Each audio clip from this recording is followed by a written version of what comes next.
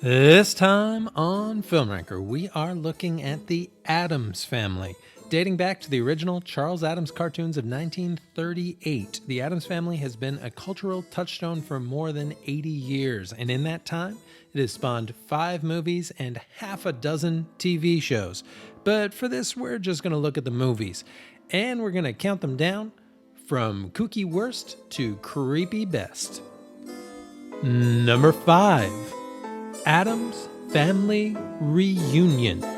The straight-to-video zero-production follow-up to the Barry Sonnenfeld films has been mostly forgotten and is best left that way.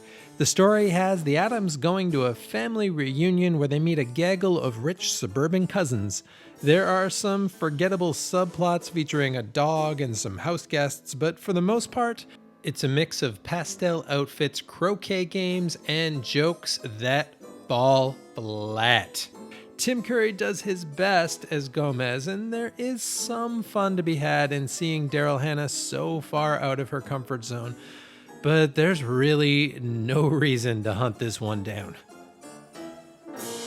Number 4. Halloween with the New Addams Family. The made-for-TV movie brought back the original cast one last time, but this time in color.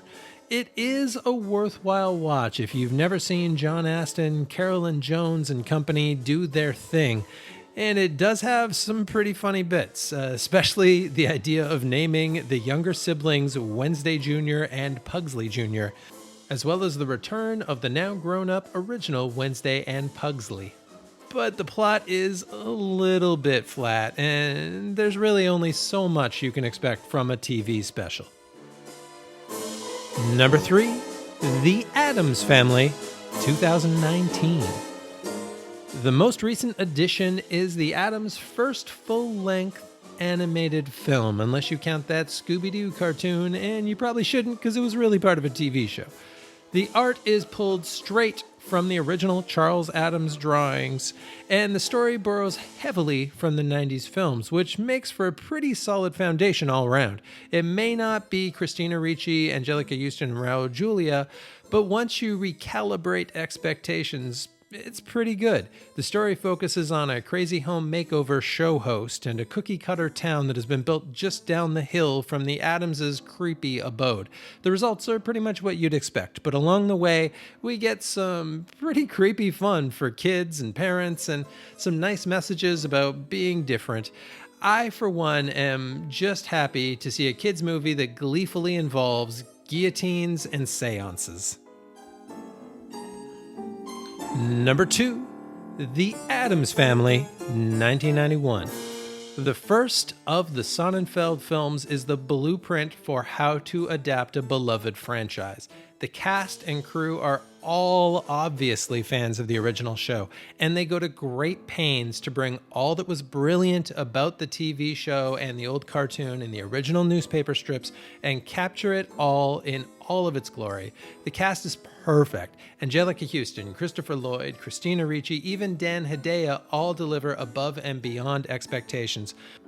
But the real star is clearly Raul Julia, who perfectly embodies the charm of Gomez. Sonnenfeld's direction also goes above and beyond, perfectly capturing the creepy beauty of the Addams home and doing a terrific job of bringing the Addamses into the world of color without losing the black and white charm.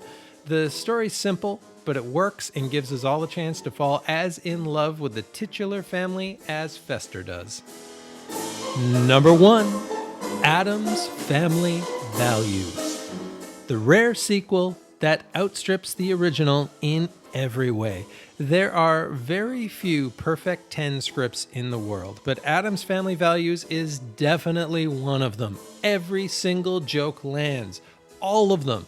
And there are so many, and they do not pull punches even an inch. Partly this is due to the cast's perfect timing, especially Houston, Julia, and Ricci. But it can't be overstated how tight this script is. Speaking of Christina Ricci, Wednesday Addams gets more spotlight in this film, and wow, does she shine. Both in the early attempted infanticide scenes and the heart of the movie, where she leads a summer camp coup. All of the new additions are also terrific. Joan Cusack, David Krumholtz, Peter McNichol, Carol Kane, who takes over as Grandmama, even Nathan Lane and Tony Shalhoub, who have maybe 5 lines between them.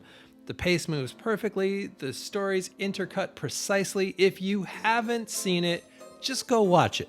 You will not be sorry.